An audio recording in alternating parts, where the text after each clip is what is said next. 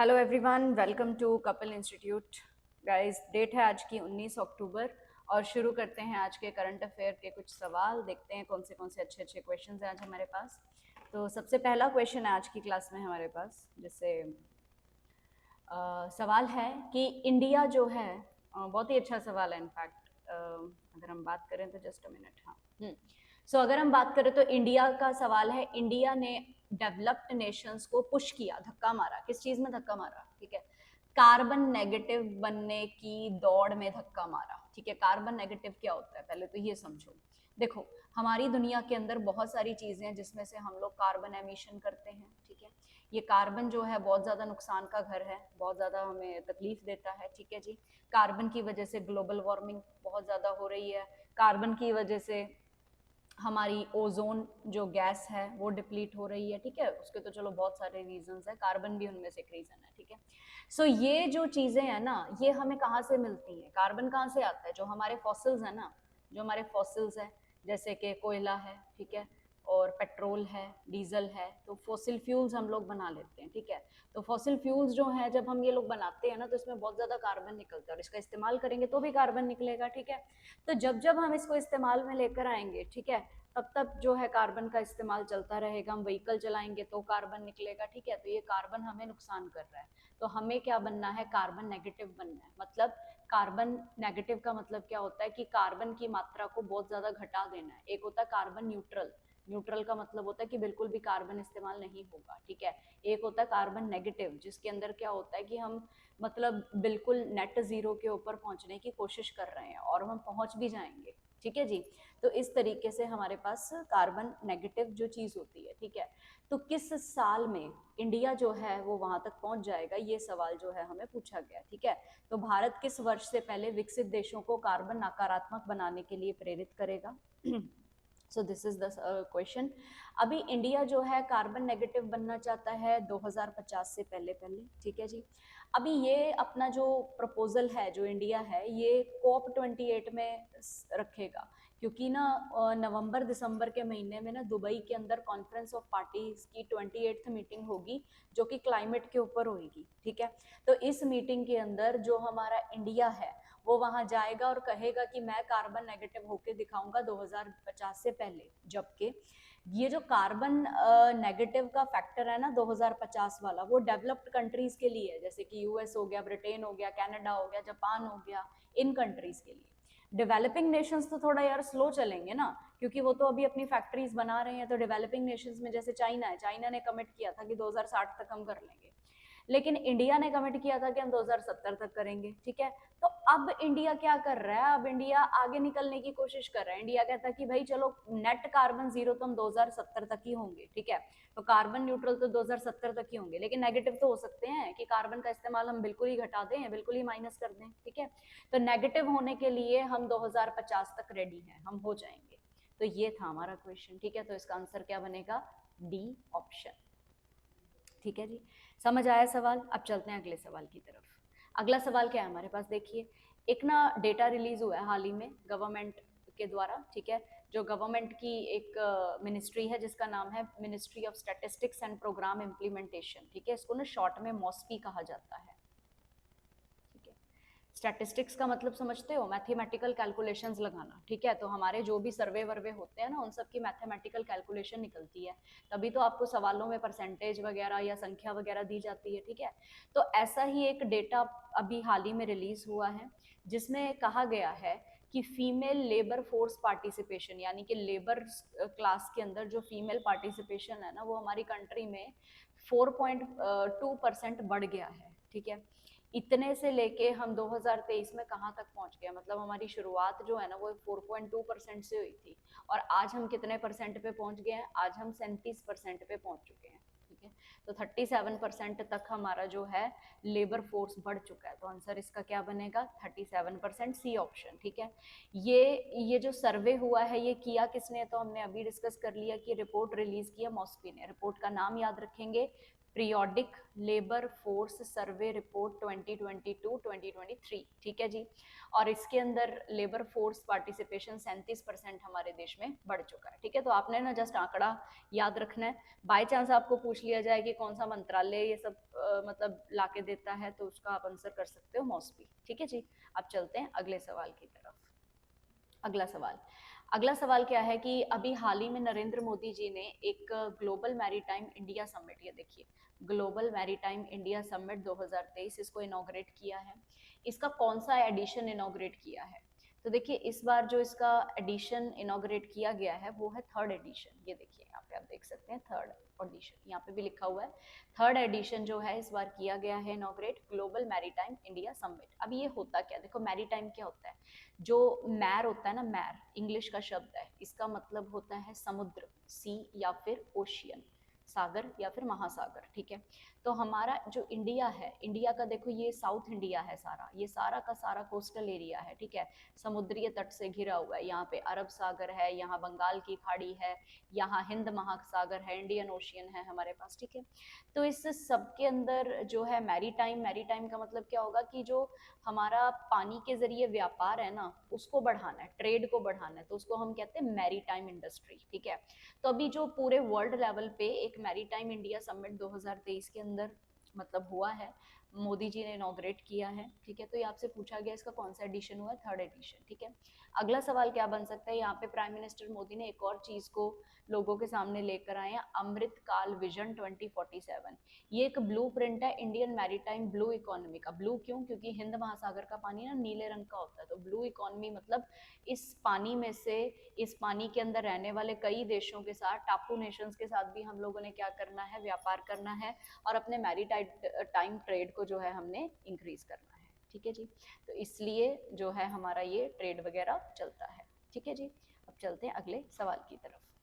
अगला सवाल है हमारे पास, union home minister Amit Shah ने हाल ही में समाओ शहीद मेमोरियल और लाइब्रेरी को इनॉग्रेट किया किस सिटी में? देखिए होम मिनिस्टर अमित शाह जो है हमारे, इन्होंने ये जो लाइब्रेरी है गांधीनगर गुजरात में की है। सो फिलहाल आंसर इसका डी ऑप्शन है। एक्चुअली है क्या, आप लोगों ने सुना होगा कि 1857 का जो विद्रोह हुआ था, 1857 का जो रिवॉल्ट हुआ था, हिस्ट्री की किताबों में आप लोग इस चैप्टर को पढ़ते होंगे, रिवॉल्ट ऑफ 1857, जो कि ब्रिटिशर्स की आर्मी में जो इंडियन सिपाही थे उन्होंने छेड़ा था, तो इसलिए इसको सिपाही मटीनी भी कहा जाता है, ठीक है। इस पूरे के पूरे आंदोलन में कई लोगों ने देखिए बढ़ चढ़ के पार्टिसिपेट किया, हमने कई लोगों के नाम हमें पता होते हैं, ठीक है। तांत्या टोपे का नाम लेते हैं, रानी लक्ष्मीबाई का नाम लेते हैं, मंगल पांडे जी का नाम लेते हैं, ठीक है। बहुत सारे लोगों के नाम हम लेते हैं इस फ्रीडम स्ट्रगल में, और कईयों के लिए बहुत कुछ बना भी हुआ है, ठीक है। लेकिन एक एरिया जिसको सब लोग भूल जाते हैं वो है समाऊ। समाऊ गुजरात में है, ठीक है। यहाँ पे भी 12 जो हीरोज हैं, वेलेंट हीरोज हैं, उन्होंने इस स्ट्रगल के समय अपनी जान की बाजी लगाई, लेकिन उनके लिए कभी कोई मेमोरियल नहीं बना, उनके लिए कभी किताबों में कुछ लिखा नहीं गया, ठीक है। तो ये एक मेमोरियल भी बना और लाइब्रेरी भी बनी, लाइब्रेरी बनी तो उसमें किताबें होंगी, और किताबों में हम बताएंगे कि ये हमारे हीरोज हैं भाई, इनके बारे में पढ़ो, इनके बारे में जानो, ये भी उस स्ट्रगल में थे, ठीक है। याद समझ आया, ठीक है। तो ये वाला इनॉग्रेशन हुआ है समाऊ शहीद मेमोरियल के नाम से, क्योंकि समाऊ एक जगह है जो कि कहाँ है, गुजरात में है, ठीक है जी। अब चलते हैं अगले सवाल की तरफ। अगला सवाल ये भी बढ़िया क्वेश्चन है, देखिए which women police station has become first women centric police station across the entire country to be conferred with ISO certification मिल गई है, ठीक है। हमारे क्वेश्चन क्या पूछा गया है कि भी कौन सा महिला पुलिस स्टेशन जो है उसको आईएसओ प्रमाणित कर दिया गया है, ठीक है। और कंट्री के अंदर पहली विमेन सेंट्रिक पुलिस स्टेशन है जिसको ऐसा आईएसओ प्रमाणित हम लोगों ने किया हुआ है, ठीक है जी।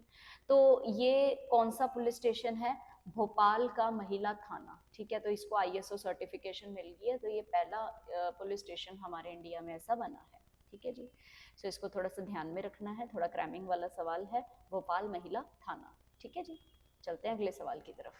अगला सवाल क्या है हमारे पास, देखें किस स्टेट ने हाल ही में AI based early warning systems को शुरू किया है ताकि जो वाइल्ड एलिफेंट्स हैं उनको ट्रेन रेलवे लाइंस पे वो आ जाते हैं तो गलती से ट्रेन के द्वारा हिट किए जाते हैं तो उनकी मौत हो जाती है। क्योंकि देखिए ऐसा है कि 2008 से लेके 2022 तक अब तक 11 एलिफेंट जो हैं वो 6 ट्रेनों के साथ टकरा के मारे जा चुके हैं, जो कि कोयम्बटूर और पलक्कड़ में है। साउथ इंडिया में ज़्यादा है ना एलिफेंट्स, ठीक है जी। तो ऑब्वियसली साउथ इंडिया की ही कोई स्टेट होगी जो ये काम कर रही है, ठीक है। तो अगर ऑप्शन एलिमिनेट करने हो तो आप चले महाराष्ट्र भी निकाल सकते हैं, आप गुजरात तो आराम से निकाल सकते हैं, तो 3 ही रह जाती है अपने पास। खैर आंसर क्या है हमारे पास इसका? तमिलनाडु, ठीक है। तो आंसर क्या बनेगा हमारे पास? Tamil Nadu, B option. तमिलनाडु जो है वो क्या कर रही है, वो आर्टिफिशियल इंटेलिजेंस, एआई मतलब आर्टिफिशियल इंटेलिजेंस का इस्तेमाल कर रही है और एक अर्ली वार्निंग सिस्टम जो है वो डिजाइन कर रही है, ठीक है। ताकि ट्रेन वालों को, अभी वाइल्ड एनिमल को नहीं बताएंगे, अब ये मत समझ लेना कि एलिफेंट को बताएंगे कि ट्रेन आने वाली है, ट्रेन वालों को बताएंगे कि एलिफेंट वहां पे नजदीक कहीं है, ठीक है। तो आर्टिफिशियल इंटेलिजेंस का इस्तेमाल होगा, ठीक है, ताकि वाइल्ड एलिफेंट्स को प्रोटेक्ट किया जा सके ट्रेन कोलिजन के साथ, ठीक है। और कहाँ पे है, किस रेलवे जंक्शन में ये सेक्शन में ये काम हो रहा है? ये काम इट्टीमडाई वलायर रेलवे सेक्शन के अंदर ये काम होगा, ठीक है। गोल क्या है हमारा? जीरो एलिफेंट डेथ को हम लोगों ने अचीव करना है, ठीक है। तो रेलवे ट्रैक के रीजन में तो कम से कम इस वजह से तो एलिफेंट की मौत नहीं होनी चाहिए, ठीक है। तो ये artificial intelligence based system create किया ताकि ट्रेन्स के चालकों को बहुत जल्दी वार्निंग दी जा सके कि आगे आप जा रहे हैं जहाँ पे, वहां पे आपको एलिफेंट मिलेगा, ठीक है। तो आपने अपनी ट्रेन स्लो रखनी है, एलिफेंट को जाने देना है, उसके बाद आप अपनी अपनी ट्रेन चलानी है, ठीक है जी। समझ आया? चलते हैं अगले सवाल की तरफ। अगला सवाल है हमारे पास, देखें, एक मिनट। हाँ, ये भी अच्छा सवाल है हमारे पास, देखिए। Which of the following has introduce world's first AI integrated crypto wallet, ठीक है। वॉलेट तो आपको पता ही है क्या होता है, वॉलेट होता है मतलब पर्स होता है, बटुआ होता है, ठीक है। अभी आजकल हमारे पास जो है वो यूपीआई वॉलेट्स चल रहे हैं, ठीक है। यानी कि ऑनलाइन आपके पास एक पर्स पड़ा होता है आपके फ़ोन के अंदर, जहाँ से जितने मर्जी चाहे पैसे कहीं पे भी आप उसको दे सकते हो। पेटीएम चल रहा है, गूगल पे चल रहा है, फ़ोन पे चल रहा है, ये सब हमारे पास क्या है? वॉलेट्स हैं, ठीक है। लेकिन यहाँ पे एक वॉलेट है जो कि क्रिप्टो वॉलेट है। क्रिप्टो वॉलेट क्या होता है? जो क्रिप्टो करेंसीज को इस्तेमाल करता है, ठीक है। क्रिप्टो करेंसी क्या होती है? जैसे कि बिटकॉइन के बारे में आप लोगों ने सुना होगा, ठीक है। क्रिप्टो करेंसी, देखो, क्रिप्टो शब्द का मतलब होता है किसी भी चीज को ना एनक्रिप्ट कर देना। एनक्रिप्ट करना मतलब क्या होता है? किसी भी चीज को ना कोड लैंग्वेज में लिख देना। एक होता है हम सीधा ट्रांसफर करते हैं, और एक होता है कि कोडेड ट्रांसफॉर्मेशन जो होती है, कोडेड लैंग्वेज के अंदर ट्रांसफॉर्म होता है पैसा, ये सिक्योर ज़्यादा है, ठीक है जी। तो अभी ये सिस्टम हमारे पास क्रिप्टो करेंसी का पहले से ही चल रहा है, क्रिप्टो वैलेट्स भी चल रहे हैं, ठीक है। लेकिन अभी पहली बार हमने इसको आर्टिफिशियल इंटेलिजेंस वाली जो टेक्निक है ना, वो इसके अंदर घुसा दी है। अच्छा, आर्टिफिशियल इंटेलिजेंस तो समझ गए होगे है ना, इसका मतलब होता है कि एक मशीन को इतना इंटेलिजेंट बनाओ जितना कि एक इंसान होता है, ठीक है। तो एआई बेस्ड जो है इंटीग्रेटेड सिस्टम हमने यहाँ पे बनाया। अभी सवाल आपसे ये पूछा जाता है कि किसने बनाया इसको? इसको रेस्पर एआई ने बनाया है। एआई मतलब आर्टिफिशियल इंटेलिजेंस और रेस्पर मतलब कंपनी का नाम है, ठीक है। तो रेस्पर एआई ने इसको बनाया है। तो ये क्रिप्टो करेंसी इंडस्ट्री है हमारे इंडिया के अंदर, ठीक है जी। इंडस्ट्री है जिसने वर्ल्ड का जो है सबसे पहला एआई इंटीग्रेटेड क्रिप्टो वैलेट को लॉन्च किया है, ठीक है। द रेस्पर वैलेट इसका नाम है, जिसमें रेस्प टोकन पार्सेल का इस्तेमाल, प्री सेल का इस्तेमाल किया जाता है, ठीक है जी। तो इसमें तो बेटा टोकन्स वोकन्स चलते हैं, कोड लैंग्वेज चलती है सारी की सारी, ठीक है जी। तो बिटकॉइन जैसे ना टोकन्स होते हैं, चेन्स बनती हैं, ठीक है जी। तो ब्लॉकचेन टेक्नोलॉजी के ऊपर आधारित होता है ये सारा सिस्टम, ठीक है। चलिए अब चलते हैं आज के आखिरी सवाल की तरफ। आज का आखिरी सवाल है, देखिए, हाल ही के अंदर क्या हुआ है, डैनियल नोबोआ डैनियल नोबोआ जो है वो यंगेस्ट प्रेसिडेंट बने किस कंट्री के? हमसे कंट्री के बारे में पूछा गया है। तो जनाब ये इक्वाडोर के अभी तक के सबसे यंगेस्ट जो हैं बने हैं, इक्वाडोर के। हालांकि इनके जो पिता हैं वो बार बार इलेक्शन हार रहे थे, वो नहीं बन पाए, लेकिन उनका बेटा जो है वो बन गया। तो ये यंगेस्ट एवर प्रेसिडेंट बने, ठीक है। इसी के साथ थोड़े से ना न्यूली अपॉइंटेड प्राइम मिनिस्टर्स और प्रेसिडेंट्स भी हम लोग देख लें, जैसे कि गैबन के प्रेसिडेंट हाल ही में अपॉइंट हुए, जेन ब्राइस ओलिगू। सिंगापुर के प्रेसिडेंट थर्मन शंभुगर्तम है, इंडियन ऑरिजिन है, ये तो नाम से ही पता लग गया होगा आपको, ठीक है। जिम्बाब्वे के प्रेसिडेंट जो है एमरसन मंगागवा है, सेकेंड टर्म इन्होंने आए हैं दोबारा। थाईलैंड के जो प्राइम मिनिस्टर हैं वो श्वेता तवासिन बने हैं। पाकिस्तान में तो अभी अपने पास केयर टेकर पीएम चल रहा है ना, तो अनवर हक ककर है, ठीक है। और ग्रीस के जो प्राइम मिनिस्टर करियाकोस मित्सोकासिस, ठीक है जी। तो ये सेकंड टर्म के लिए आए हैं, ठीक है। ठीक है। तो ये हमारे पास कुछ हाल ही में न्यू अपॉइंटेड पर्सन्स हैं जो कि हमारे देश में, दुनिया के अंदर काफ़ी जगहों पे अपॉइंटेड है, ठीक है। लेकिन इतने भी ज़्यादा इंपॉर्टेंट नहीं है, बाई चांस कभी ऐसा क्वेश्चन एक आधा आ जाए, ठीक है। लेकिन ये इक्वाडोर वाला थोड़ा हाईलाइटेड है क्योंकि काफ़ी यंगेस्ट पर्सन है, ठीक है जी।